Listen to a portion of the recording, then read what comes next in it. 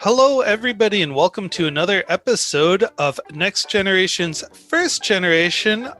My name is Sascha Shouties, and my co-host with me is Patrick Delmore. Howdy, howdy.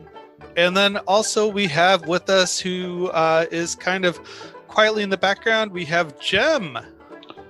Hello, long time no see. I'm here. Yay! First guest in quite a while. Woohoo! So we're finally expanding our bubble, our digital bubble, to loop in other friends.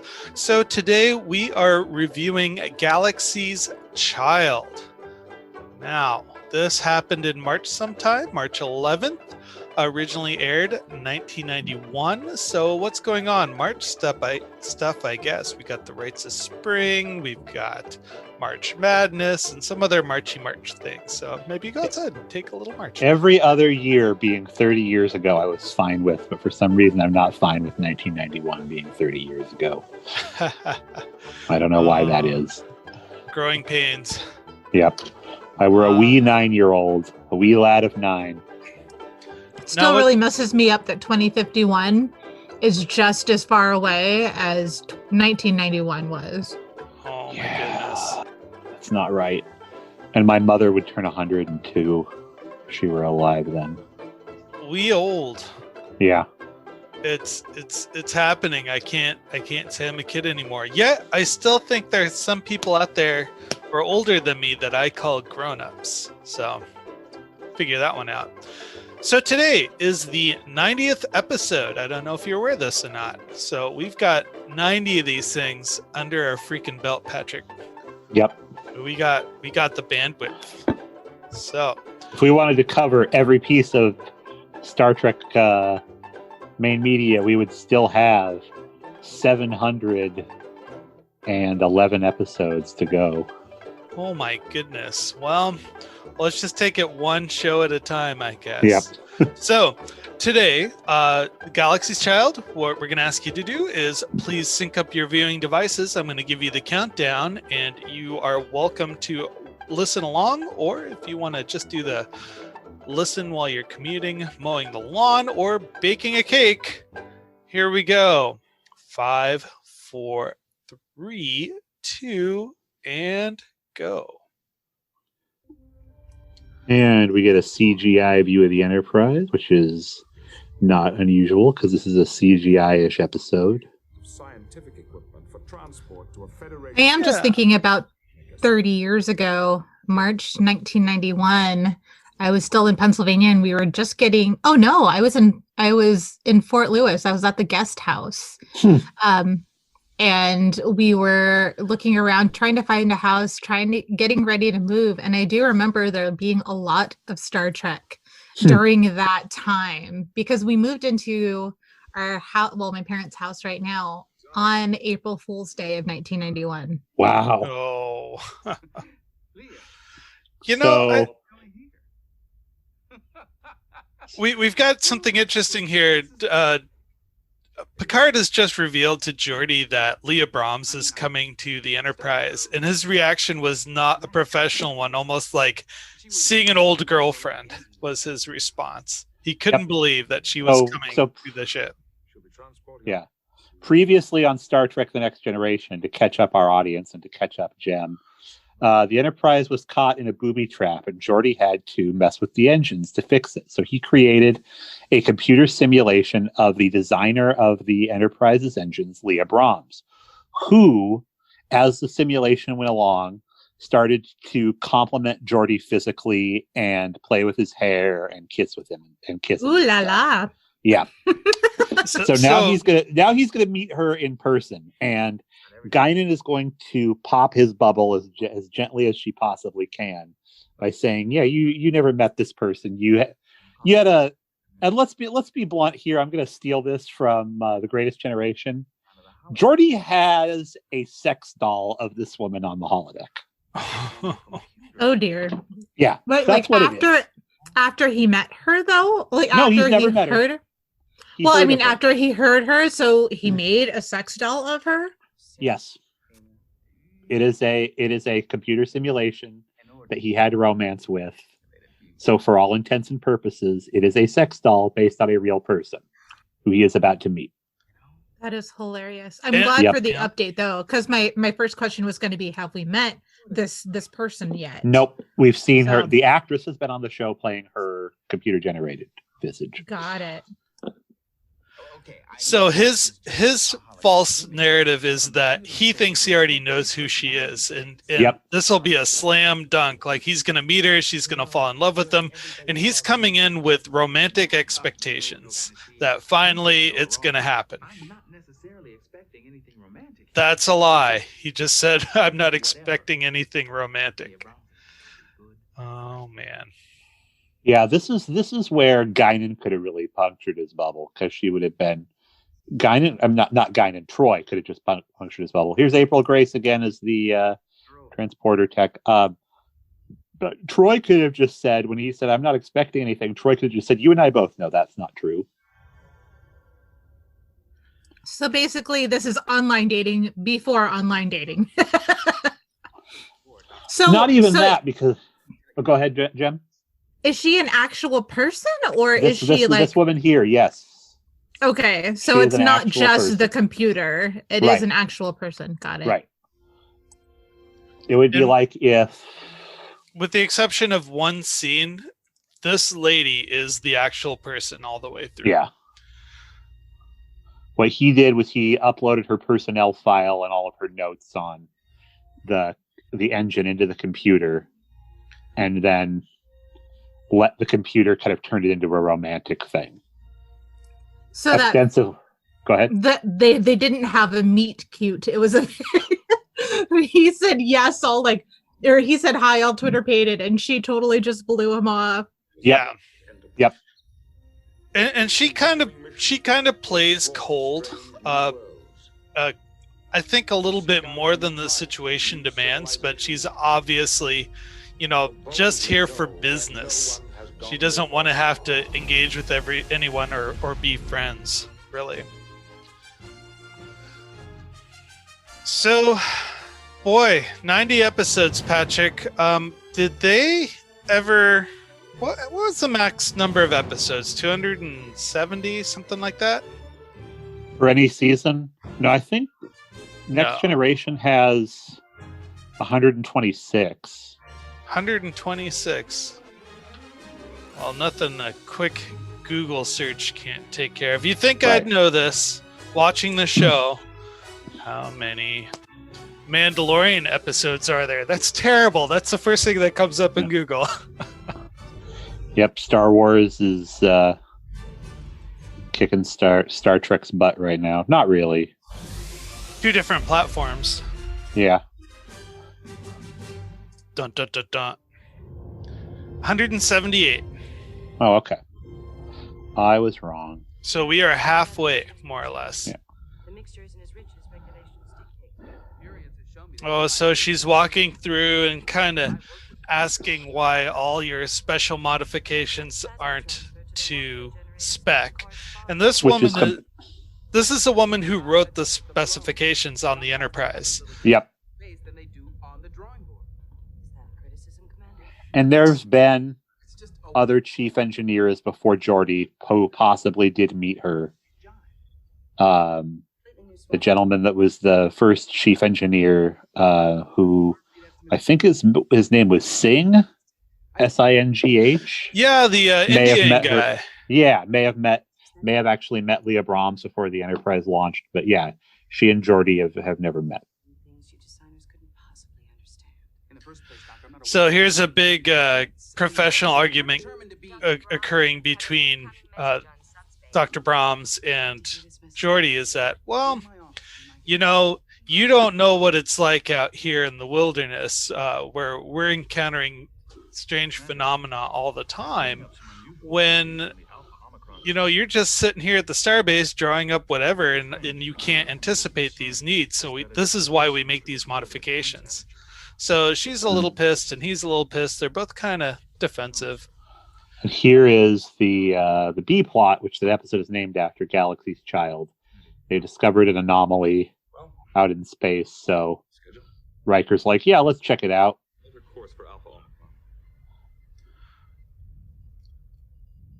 So Omicron 4. Omicron 4. Is that what Alpha they said? Omicron. Yep. Alpha Omicron. What is an Omicron? There's no reason for us to argue. We're on the same side here. Oh, there we go. Geordi trying to make peace. Hey, we're on the same size. He wants to take a tour. Oh, okay. So he wants her to go on a tour to just see all the modifications that he did.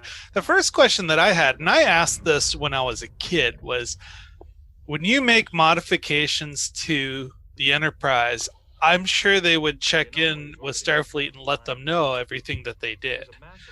Not necessarily. Well, if there's like an emergency or disaster and they need to beam people in, they're going to need schematics and plans of the layout of the ship. So when they run across something, it's not a big surprise. Hey, it's a ravioli in space. Yeah. Well, he didn't really change anything about the layout of the ship, just how the machine that's already in there works. Not like he stuck like an exhaust port in the in the side of the warp core. He was asking Picard if he could have the Enterprise be a coal roller. So here we go. We find our ravioli in space. It's floating around, wiggling near a planet. What happened here? Need some space sauce. I can't stop thinking about enchilada sauce now. Enchilada. Yeah, just before this episode, we were making plans to make enchiladas for lunch for the week. I know, right? So more technobabble. They're just talking about why they decided to put the tweak on the thing, and they're both being really possessive about it. How did you know that? Oh, there's the first tell.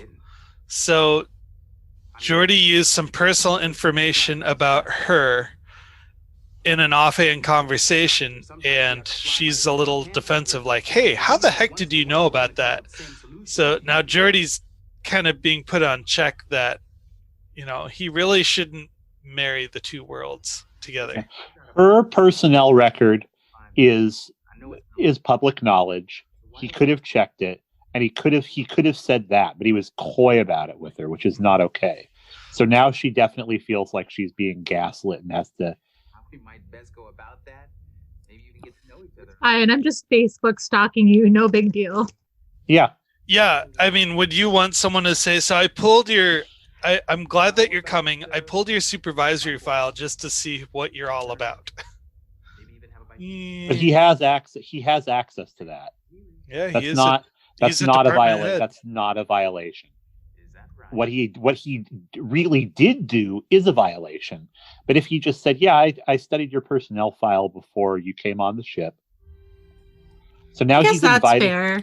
Yeah. Because you're trying to figure out, like, okay, yeah, what is my boss like? What should I expect? Right. Which again is public record.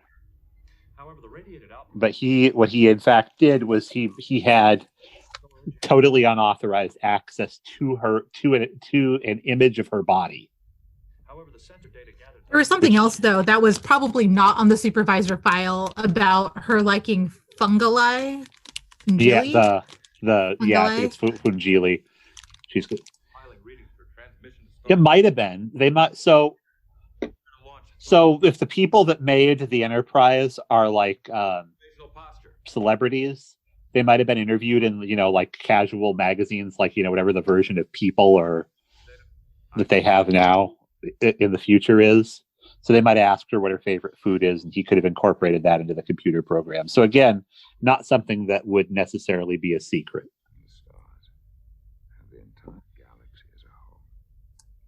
Okay, that makes sense. Ooh. Now that was something very deep right there by Picard. He is so happy. This is Picard. It truly doing exactly what he wants to be out there to do. He's the explorer. Yep. Change in readings, sir. The life form has increased its energy output by 50%.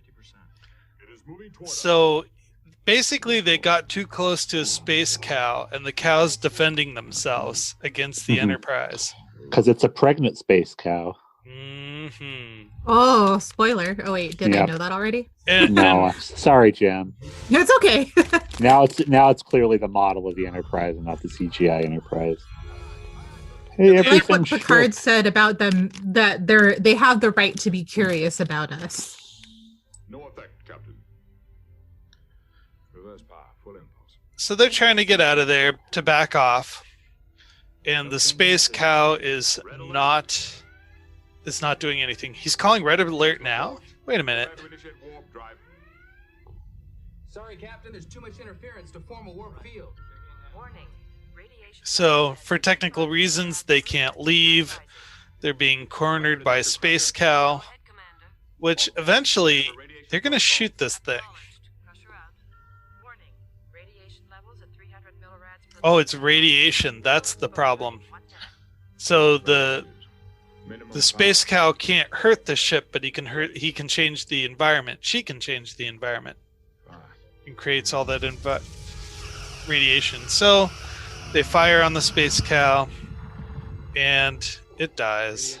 Yep. Look how sad and short he is. In fact, the camera angle is looking down at Picard rather than typically looking up, if you notice. So it changes even the viewer's perspective of what's going on. Radiation patterns no longer coherent. He just watched a snuff film. Nah, not quite. He shot a snuff film. Yeah, there we go. He gave the order. Oh, he's sad.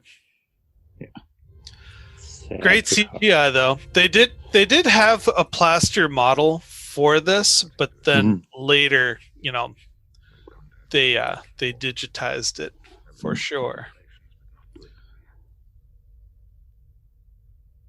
Absolutely not to destroy. So now he's doing the whole existential, we're out here to do good, not to kill, and we did the complete opposite. Consistent with established Starfleet procedures. I think it's very interesting that Troy is backing him up, saying, you did nothing wrong. You followed the rules. Her job. That's the counselor position. Energy reading from the life form. She goes, I know you feel this way, but this is what reality is. Mhm. There's a new concentration of And now we realize that Junior is in the belly of the space cow, about to give birth. still alive. Now, what they're going to do is they're going to give it a cesarean section with the phasers. This is Mhm. so inappropriate. So And I like that he's- Geordi must have gone to like Dr. Crusher's house and was like, our quarters, and been like, does Wesley have any sweaters you think I'd look good in?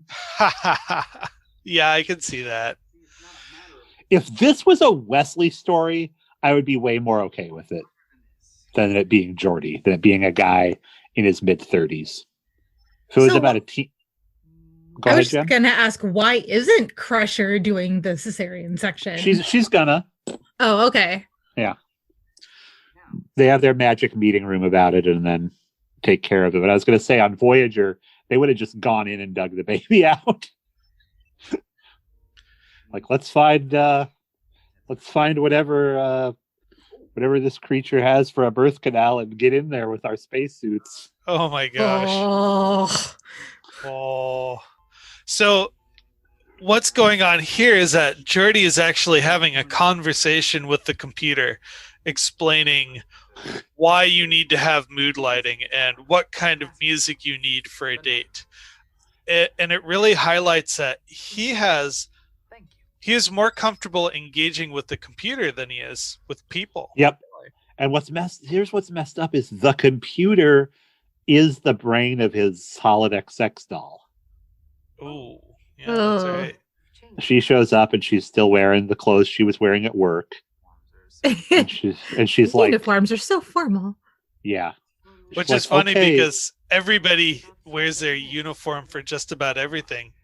I've even seen some people go to bed in their uniform, which I thought was kind of strange. All right, so But let's. Oh, I was just gonna say, let's rank Geordi's outfit according to 1991. Like, not even in 1991 is that a cute outfit. No. It looks like a drape has been turned into a sweater. Yeah, it came out of Wesley's house, Wesley's old trunk. The one that Geordi probably told him himself, like, "Oh, don't take that to the academy. The girls will not be impressed." I think you did just say that. It looks like oversized corduroy. It's like if you took corduroy and just expanded each little like line and then just I did have a sweater like that. It was not maroon in the late 90s, and it had a stripe across the chest. But it's like once you got a stain on it, you were screwed. Because it would not come out. In the 90s, it was like all about the horizontal stripes. I don't remember the vertical stripes like that. Yeah. Well, I was not a bigger dude in the late 90s, but you wore the vertical stripes, so it didn't look as large. I don't think Geordi's got a tummy. No. But do we think Geordi is an incel? Oh, he's not angry enough. That makes sense. Because you can be celibate and you can be involuntary celibate, but the phrase incel really implies that life owes you something and you're angry about it and you're going to take it out on other people. Yep. And he's too kind to kind of bridge that last gap. His intentions are always good. That's amazing. I don't think anyone has ever. Oh, he was making ground in this conversation. He, I guess you could say, still was pulling a lot of information from her personnel record, and she had actually said, "Why do you need to see my personnel file?" Oh, well, it's standard procedure when guests come along, which is a total lie. But he's kind of making excuses for knowing so much about her. Please, call me Geordi. I'm sorry. Not okay. Put you to a lot of trouble, but I can't stay. Now she hasn't lit. I just don't think it's appropriate. Oh, this is the first boundary. She knows what it is. It's a dinner date, and she said, "This is inappropriate. Thank you very much, but I'm going to leave." She did everything right. She acknowledged what was happening and said, this is not for me, and I'm going to leave. But I look forward to working with you tomorrow at this time, and I'll be prepared to talk to you in a more objective way. Yep. And she did everything right. Yes. Oh, Geordi, don't let me down. Don't let me down. Oh, Jem, I'm sorry. He's going to really let you down. Oh.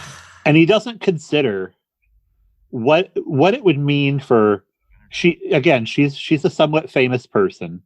She's like a Neil deGrasse Tyson level celebrity in this universe. So she goes to the chief engineer's cabin, like dressed in like casual wear to have dinner. Everybody would see. It's not a good look for her or for Geordi professionally, and he should know that. He should have had some modicum of HR training. I mean, the problem is HR on the Enterprise is Rikers. So yeah, so you're not passing the HR test, you're passing the Riker test. It's like, oh geez, so if Riker was here, he'd put his hands on her and put his leg on the table. And okay, so this is where your question comes in earlier, Jem. Is that how are we going to do the cesarean? Is Dr. Crusher going to do that? Yes. So they're kind of getting a medical diagnosis of the creature. One thing that has always kind of happened in Next Generation is the conference room. That's the problem-solving space. I guess that's the box, to use your analogy, Patrick, where we have a problem, let's put it in the conference room and work it out, and we're going to leave the conference room with the solution.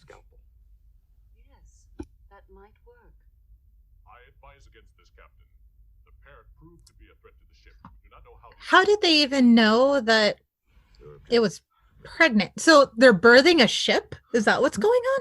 No, they're using the ship to birth the creature. Oh, they could that's read, where I was lost. Yeah, okay. They could read radiation levels from inside the mother. And know that they didn't find out until after the mother had died that there was a baby inside. That it even was a mother. Because I heard that space cow, and I didn't I didn't know what that meant. Well, it's about a 30-story tall ravioli in space, I guess.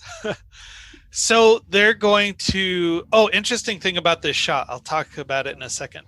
So what they're going to do is they're going to modify the ship's phasers to make it more like a scalpel to cut out, to do the cesarean.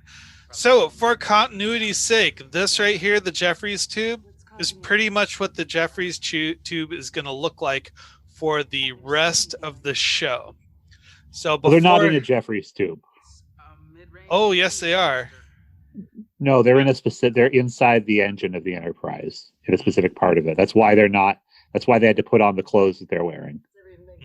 Because you can just get in a Jeffries tube in your regular uniform.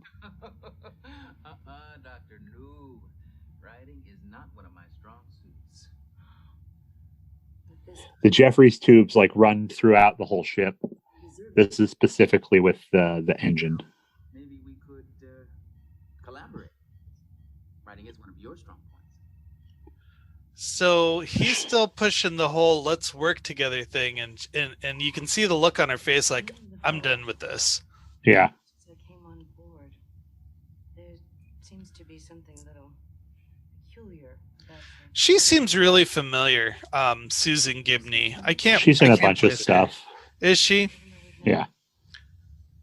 She's pretty young. She's 59. Yeah. 61. I'll tell you the truth. And I've probably looked this up. So she had just turned 30 at this point.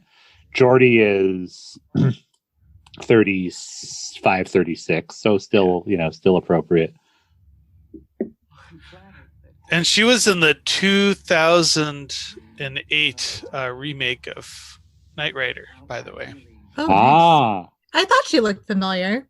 Yeah. Yeah, I admire you. Your work. I totally mean your work. This is, and it's like, I'd like to think that we could become friends. And this is the curse of the nice guy. It's not what he means, and she knows that. What do you mean by good friends? Wink, wink. Why are you winking? Yeah. And so she has to throw up the whole I'm married, which is, most women, when they encounter a guy who seems to be too interested, will immediately say conversationally, me and my husband or me and my partner, right off the bat. So he's that's not a have to thing, but it's a safety. Set phaser power to 3%. Oh man, a 3% phaser power. And it's because Geordi is so angry about this later on in such a nasty way. I mean, The first incision is complete. Ideally, the offspring should now be able to push through the outer shell of the parent by itself. Picard is loving this. Him and Crusher doing this means more to him than any romance that they could ever share. Mm-hmm. Well, he's very mission oriented. Oh, yep. That's CGI. They really reworked that. Yeah, looks beautiful. We're watching this on the remastered version, not the SD. But even on the SD, that was really, really good. Yep, I watched the SD this morning. Yeah, the tail doesn't wag right when it comes out. It just kind of it's a very static image on the SD. Look at that face. He's completely open and unguarded at that moment, and you never see him like that when he's with Crusher having breakfast. He's always trying to hold himself together. So congratulations, it's a baby. Sorry, go ahead. So Guinan's going to try with Geordi again. I so wish that Troy had just shot him down, but what stinks about this is that Geordi is the hero character on this show and in this episode. He's who they want the audience to be empathetic with, not Leah Brahms. Here's something odd, is that he is saying that she's a very unfriendly person. And I'm thinking about it, she's done everything she could to be polite towards his awkwardness. It's the same visor. Really? I figured it was is probably the one that lets you see what you want to see. Oh, I love Guinan. She's like, Yep. Your visor. There must be something wrong with your visor. Something wrong with your eyes. Yeah, I keep thinking of the Frozen song. He's a fixer-upper. Are you aware of this song? I don't remember that one specifically. Who's she singing about? Oh yeah, I got a bit of a fixer-upper. But this, so he's a bit of a fixer-upper, but this we're certain of. You can fix this fixer-upper with a little bit of love, and that's Geordi. This is why I say he's an incel. There are literally thousands of women on that ship that would think that he is attractive, that would allow him to dictate how the relationship would go, but he wants to take, he basically wants to take his sex doll to his room instead of just having it on the holodeck. It's like he can have that made up version of Leah Brahms. It's not healthy. It's gross. He'll be judged for it. He's being judged for it right now because we're talking about him. Mm-hmm. But the ravioli, the baby ravioli is following. Like, hey, where's the Enterprise? He can also open himself up to having a real relationship with any number of women on the ship. Well, he's tried, and it's never worked out. In there are previous episodes where it shows him taking people on dates, like on the holodeck, and the person on the date says, this is just too much. We're done. And the official Oxford definition of incel is a member of an online community of young men who consider themselves unable to attract women sexually, typically associated with the views that are hostile towards women and men who are sexually active. So, which Geordi is not hostile toward either of those things, except in that episode where Sarek brought everybody's true emotions out, where he got mad at Wesley for having a girlfriend. So. Oh, that's right. That's right. Yep. How do you spell incel? INCEL. Not that I feel like I've never actually heard that phrase. So this is a very new phrase to me. Yep. Yeah, I hadn't until a couple of years ago either. But I was actually talking online with somebody about this very episode, and I was like, "That's a good topic for conversation about whether or not that applies to Geordi." But yeah, I don't think he begrudges Riker the women that Riker ends up with, and we don't really see him and his male staff. I think he'd be really happy for Barclay if Barclay was in a relationship. But again, when his emotions were run raw, he was jealous of a teenager for having a girlfriend. Unfortunately, there is a very dark subset of people who will characterize Picard, Riker, and Cisco, and with the monkier labels from the incel community, like moniker, like Chad, for example. If you call someone a Chad. I'm not really going to dive too much into this because it's a pretty ugly community. It is. There really aren't any. There aren't really any Chad characters that exist in Star Trek that I can think of off the top of my head. Maybe Tom Paris is the only person that I think would be you could apply the Chad thing to. Not a word I like to use, but. Okay, so now we have a legit problem. The two plots have come together. Dr. Brahms and Geordi, they seem to actually be working together a little better. She's more relaxed. He's in mission mode. And they have a common problem to talk about with the space baby. So we're getting to the point where everyone is so engrossed in their work that Geordi basically forgets to delete his internet cache. Dr. Brahms is doing some research, and she's going to discover Geordi's diagnostic program where he falls in love with the version of herself. Yeah, there's an epilogue cartoon that I have in my head where she goes back and talks to this ensign about going into that program of Geordi's, and the ensign goes, "Can I ask you something weird?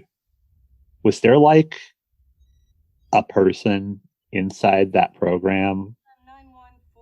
And she's like, "Yeah, there was." She's like, "Oh, I don't want to talk about what happened, but I'm just not surprised." Mm-hmm. She went there. Uh-oh. Here we go. I didn't think there was anything wrong with her seeing the file. No, of course not. Nothing at all.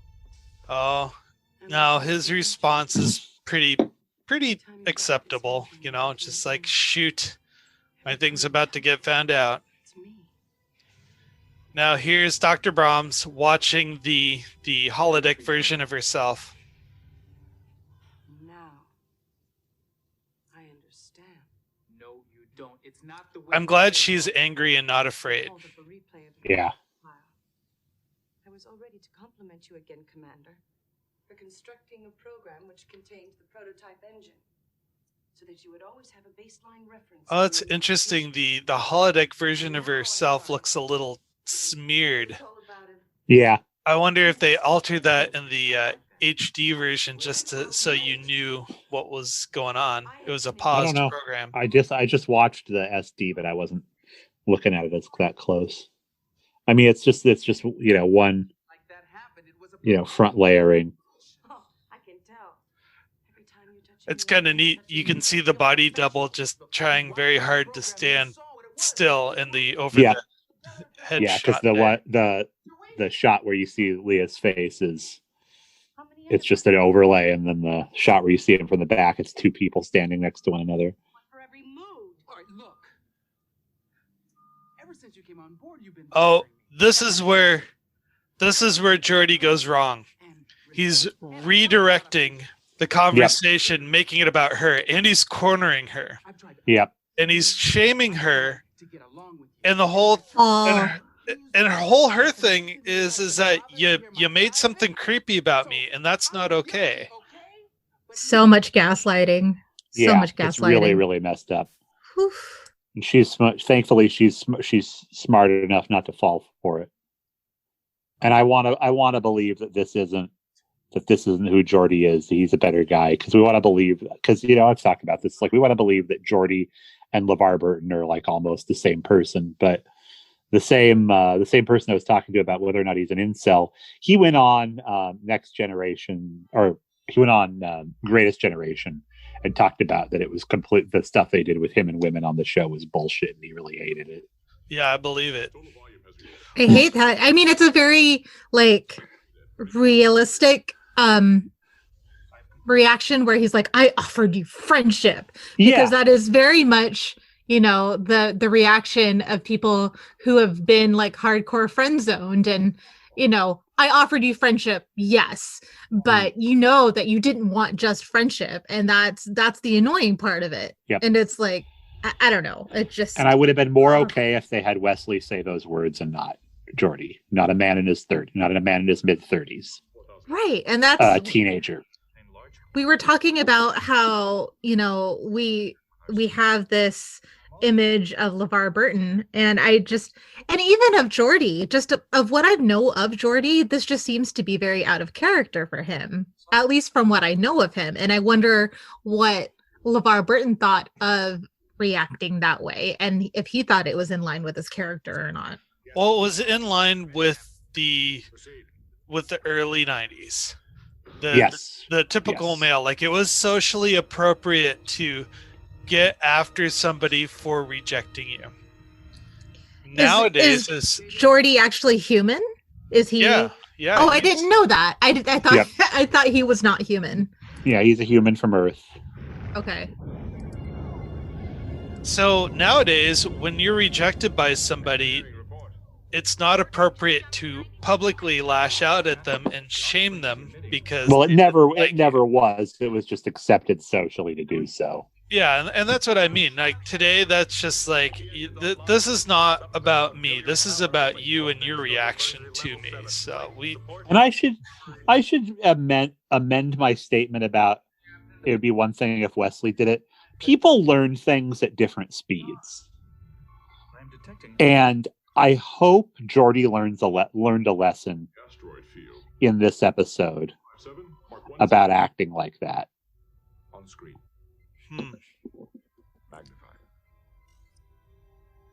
Oh, I'm so reminded of that Voyager episode where space entities in a nebula thought that Voyager was a hostile male, I guess you could say. And remember, they had to turn the ship over to show its belly and change color to show that they weren't a threat. Oh my God, really? Yeah. Just drives me crazy. It's like, it's space. What? Turn it over? Yeah. So here, I mean, I can see where the two episodes kind of overlap, but just barely. They do make a really nice reference to this episode when they bring Scotty back from the Dyson Sphere. This episode is one of the side stories. I forgot they did that. I really, really appreciate Dr. Roms and how consistent she's been emotionally through all of this. She is still working with him professionally, and Geordi was kind of passive aggressive. She goes, "I have an idea," and he goes, "Of course, why not?" Sure you do, lady. This is one of those like you roll your eyes at work and we're going to write you up for it kind of situations where you have to be there to understand the passive aggressiveness of the hostile work environment. All right, so now they're geeking out again. Geordi's in the inspirational monologue. We're gonna solve it by doing a thing. That's good, Commander. That's very good. If we could alter the power frequency so that it's completely foreign to the life form's natural vibrations. Might just give us enough to pour a little vinegar in baby's milk. Yeah, we have to be careful, though. If we upset it this time, we might... So they are going to use, I'm going to use the term, what Scotty said, they're going to sour the milk. They're going to take the power system that it's sucking from, and they're going to change the voltage. I think the voltage or the frequency of the power to make the Enterprise a little less tasty. And Picard is faced with the idea is like, do I do battle with these three creatures? Am I going to let them kill us? Ooh, here's a question for you. Would Picard allow these creatures to destroy the ship in order to save their lives from a confrontation? Yes, he'd evacuate his crew. Yes, he would. Because he's already killed one of them by accident. Mm-hmm. And it's probably going to weigh on him as one of the worst things he ever did in his life. Remember, even though it's not a good episode, he was willing to allow an entity to take over his body and just walk out into space rather than fight it in the first season. That's right. Well, that entity claimed that they were both consenting for this. Yeah, he would not sacrifice his crew for that entity, but he would sacrifice his ship for the history books. He would sacrifice his own life. Point 8. Because once the story is written, which it now has been, because we know the Picard in the future. Once that story is written, he's ashamed enough that's going to say, they encountered something and killed it. He wants the rest of the story to be like, and then they saved its offspring and delivered it back to its own kind. Accelerating their approach. They are changing color. Mr. Forge. Oh, did you hear that? Worf said they are changing color. Now they look like buttholes instead of ravioli. Oh my gosh, I didn't even notice. Dr. Roms has a big old mole right in the middle of her neck. Yeah. I can't not look at it now. Auxiliary generators losing power, Captain. Oh, they're moving in. Time for you to say all hands abandon ship.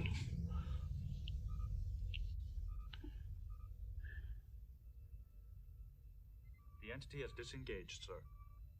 Power levels are returning to normal, Captain. Oh, they're happy. It's a baby. Yay. Yay. It's too bad they don't make space noises. They all open up and they're big Venus. They've got like the Venus flytrap mouths like in Little Shop of Horrors. Oh, jeez. Captain Picard, feed me. I would be so on board with that. Hey, Darth Helmet's in No, there for some don't reason. give him that look. That was Exactly. a flirty look. What Exactly. the heck? Yep. I did get a little attached. Here's the problem: is that it's like so many women that have the same job as her have to go along to get along in this exact same way. Is notorious for not Well, this right here, they didn't have to have drinks. They're just Nope. they're laughing about how funny it all is now. I really owe But it's like if you ask, No, you don't. I think it was on the Bechtel cast they talked about this. It's like ask your parents how they got together, and then ask your grandparents, and ask your grandparents if they know how your great grandparents got together. Because the further back you go, the worse the story is going to be in a 20th century context. So I wouldn't change a thing. does Dr. Brahms owe Geordi an apology? She said that she did. No, Came here no. with a set of preconceptions about you. But you know the line that I was thinking about this whole time. Men are afraid women will laugh at them, and women are afraid men will kill them. Cool. Ouch. That's the world she operates in, unfortunately. What, If she doesn't calm him down, who knows what insane thing that he'll say about her that people might believe. Well, he cornered her in the holodeck. Yeah. Mhm. Maurice. So did Harvey Weinstein do that for years and years and got away with it. Maurice Hurley wrote this episode, by the way. Well, What they do you were think trying to. Oh, go ahead, Jem. I was going to ask Sasha, what do you think that she even has to apologize for? Other than being curt and a little abrupt, she's got nothing to apologize for. Yeah. She may have felt a little empathetic where, oh well, this guy's got a work crush on me and I had to squash it. Mhm. I mean, if someone had a crush on me at work, I would have to step in and say, I appreciate it. I'm a little flattered, but I can't do this. I apologize. I feel bad that I had to shoot somebody down, but that's something that I don't want in my life. So can we, the audience, walk it back with Geordi? Can we believe that he is, at heart, a good guy? No. I think that he let his frustration with women get in the way of trying to make a connection with Dr. Brahms. Mm-hmm. So until he can settle that issue with himself, it will always be there in any relationship that he has until he starts feeling safe in that relationship. Yeah. Could this episode have worked better if it had been about Barclay instead of Geordi? Oh, yes. Would we have Barclay felt better about him doing that? Barclay would have responded. See, it's not about what happened on the holodeck. It's what happened. It was the expectation, because Barclay does not want to engage with real people, and he would have apologized. And when other people have come across replications of themselves on the holodeck, Barclay would say, I never intended for you to see that. That's not how I feel about you.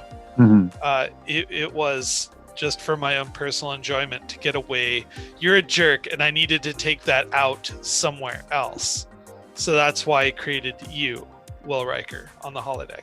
I could see Barclay trying to stammer out an emotional response that was about him and not about the other person. Geordi got angry that he was caught and he was embarrassed, and then he turned around and made it about her. Mm-hmm. So based on that, no, Geordi's not a good person, and it hurts me to say that. What do you think, Jem? About Geordi or Yeah, can we redeem him? If you were, I hate to say you, because it's like I would be upset on your behalf if something like that happened to you. Oh. So And who's to say that it has a definitely happened to me before in pretty much that exact same capacity, and it was not fun. Yeah, that's the thing, is it's like there are many women watching the show that's happened to. Right. I'm so disappointed because I feel like I thought that Geordi was one of the more like level-headed ones, and so it just comes out of left field for me for him to act this way, even though he is like a human male. It just, in his interactions, especially like with Data, I feel like Data's kind of neutral ground on a lot of things would have rubbed off on him, and he just doesn't seem like the type to me that would lash out like that. There's some disconnect there for me as a character. And no, like I'll be thinking about this episode and be like, that's who he is. Like I'm not okay with that, I think that there really is a stain on his reputation right now for me. Yep. I think that the writers of this episode, their hearts and their minds were in the right spot, because they showed the effects that Geordi's behavior had on Leah Brahms. The actress who played her clearly, with a lot of great facial acting, showed how upset what he was saying to her was making her. I just wish that we had another character do what Geordi did in this episode, and we could see them like get a lesson taught to them, or have had Troy talk to Geordi, where it was like, what if she hadn't told you that she was married? Would you have continued to act that way toward her? Ooh, there you go. So they really would process put him on the spot. Mm-hmm. There could have been a moment of actual introspection there, where what if Brahms complained about Geordi's behavior to Picard, and Picard says, "You're going to work this out with Troy or Riker about this, because it's getting in the way of your work." Yeah. And that would have been a really realistic response, because Picard just wants people to fix their hoo-has and be ready for action. I mean, there's definitely grounds for conduct non-becoming to an officer in him inviting her to dinner the way that he did and being all casual. Yeah, no doubt. Because you don't do that in the military, even though she's technically a civilian contractor. It's still not okay. I wouldn't know. I'm not in the military. Maybe someone who is in the military can chime in and see where we're at. Well, this was a great episode. It's appropriate to ask somebody to dinner if you're in the military. Well, come over and have a few drinks. From my understanding is that if you're with a person of the opposite sex and you're on duty and you're too close, like your CO can walk up and be like, "What is this, a date?"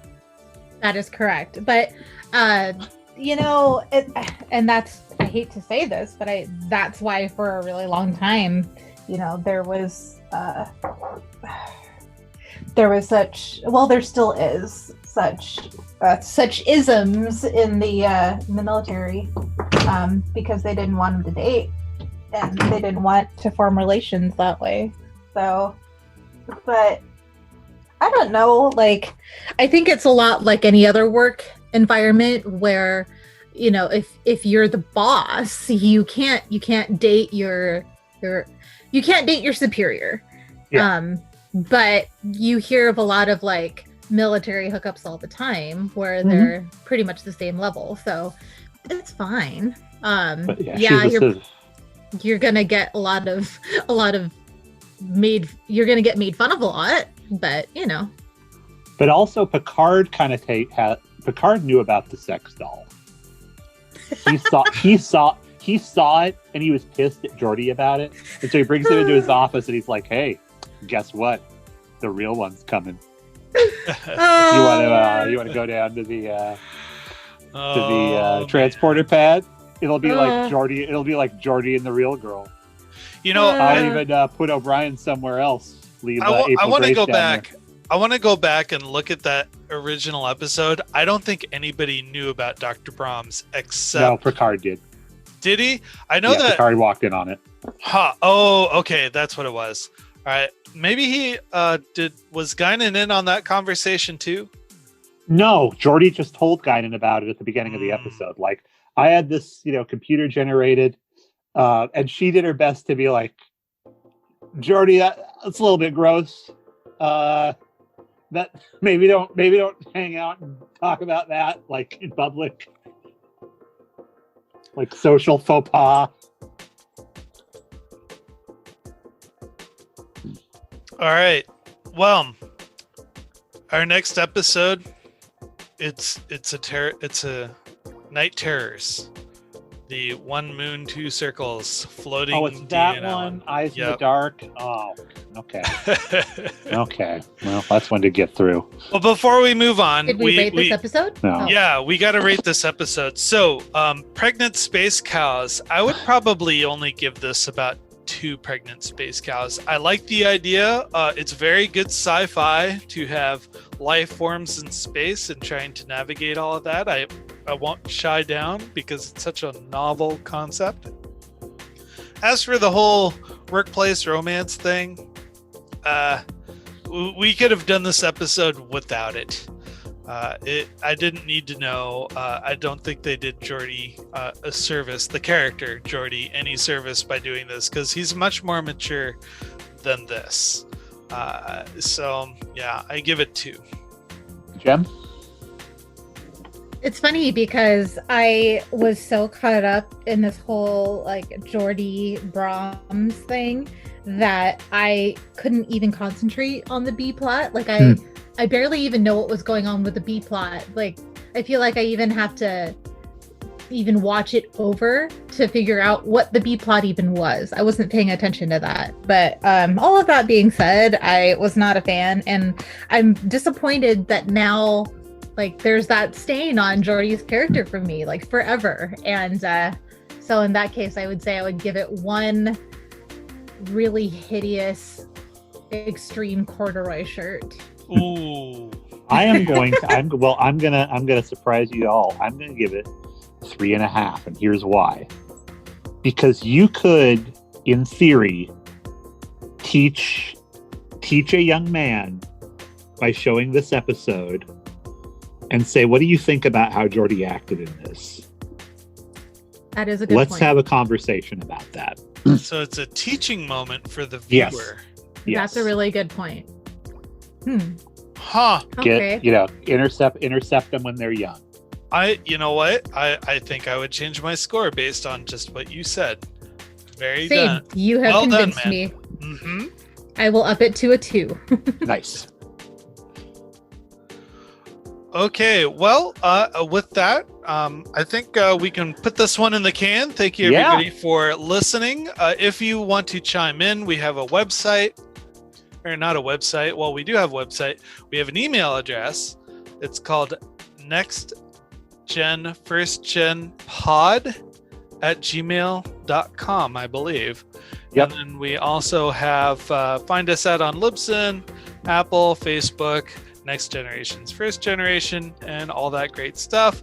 And with that, we'd like to say, have a wonderful day. Why am I interviewing you guys? So you're the guest. So Sascha, what is Star Trek? Hi, Next I'm the Generation? guest. So Sascha, what is Star Trek? Seek us out at Next Generation's First Generation at iTunes, Google Play, and YouTube. Music credits include Electric Car by Poddington Bear, Broke for Free, As Colorful as Ever, Del Pickles by Heftone Banjo Orchestra, Telecom by Lee Rosevere. Star Song by Lee Rosevere. Drops of H2O by Jay Lang. Audio engineering by Sascha Schaudies. Chief Meme Maker and episode cover credit goes to Matthew Kirschner. Logo and graphic art design credit goes to David Clawwitter. And special thanks to Patrick Delmore for working with other podcasts to make sure the good word gets out. If you'd like to email the show, you can email us at nextgenfirstgenpod@gmail.com. I've been Patrick Delmore. And this is Sascha Schaudies. Thank you very much for listening and have a wonderful day. Good night.